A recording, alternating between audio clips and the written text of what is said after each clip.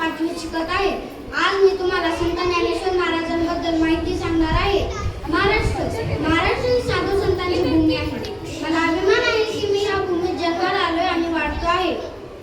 श्री संत ज्ञानेश्वर महाराजांचा जन्म 22 ऑगस्ट 1275 या वर्षी झाला.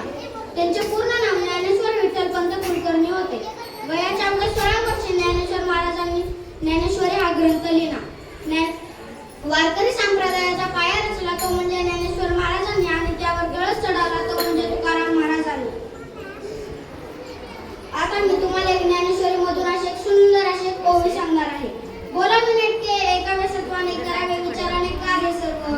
बोलावे नेटके एकावे सत्वाने करावे विचाराने कार्य सर्व. म्हणजेच की बोलावे नेटके याचा अर्थ काय की बोलताना शब्द कायम नीट संयमित योग्य वापरावे. उगीच खोटं फाजील समोरच्याला दुखवणारे बोलू नये.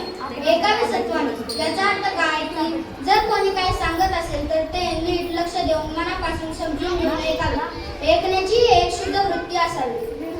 करावे विचाराने याचा अर्थ काय की कोणतेही कार्य करण्यापूर्वी सखोल विचार विवेक शांतपणे वापरावे. भावनांवर न जाऊन योग्य निर्णय घ्यावे. कार्य सर्व याचा अर्थ काय की जीवनातील कोणतेही कामे जसे नीट बोलणे नीट ऐकणे विचारपूर्वक वागणे यांच्या आधारे पार पाडावे. श्री संत ज्ञानेश्वर महाराजांचे मोठे भाऊ म्हणजे श्री संत निवृत्तीनाथ होते. श्री संत निवृत्तीनाथ आणि श्री संत ज्ञानेश्वर महाराजांचे नाते फक्त भावंडाचेच नव्हते तर ते गुरु आणि शिष्याचेही होते. ज्ञान एका पिढीकडून दुसऱ्या पिढीकडे एका गुरुच्या परंपरेतून शिष्याकडे हस्तांतरित होणारा पवित्र ठेवा आहे.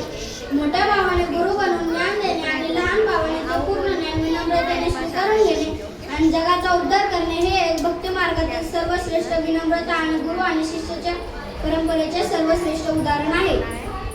फक्त श्री संत ज्ञानेश्वर महाराजांचे जीवन काय फक्त श्री संत चरित्रच नव्हते तर ते दुःखातून उमललेले ज्ञान, त्यागातून फुललेली भक्ती, प्रेमातून घडलेली मानवता होते. श्री संत ज्ञानेश्वर माऊलींनी आपल्याला शिकवले की ज्ञानासोबत नम्रता आणि भक्तीसोबत सेवा. ज्ञानासोबत नम्रता असावी आणि भक्तीसोबत सेवा असावी. जीवनात जर प्रेम असेल तरच समाजाचे कल्याण होऊ शकते. ज्ञानेश्वराच्या शेवटी त्यांनी संपूर्ण मानवसृष्टीसाठी अमूल्य अशी प्रार्थना केली.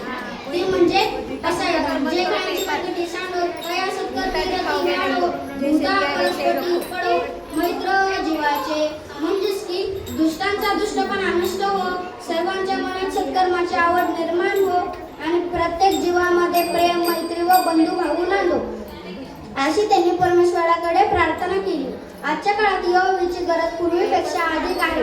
चला तर मग आपणही त्यांच्या पसायदानातील गुण आपल्या जीवनात उतरूया, प्रेम करूया, समानतेने जगूया, सत्कर्म करूया आणि मानवतेची सेवा करूया. एवढे बोलून माऊलींना मनापासून वंदन. एवढे बोलून मी माझे भाषण समाप्त करतो. धन्यवाद.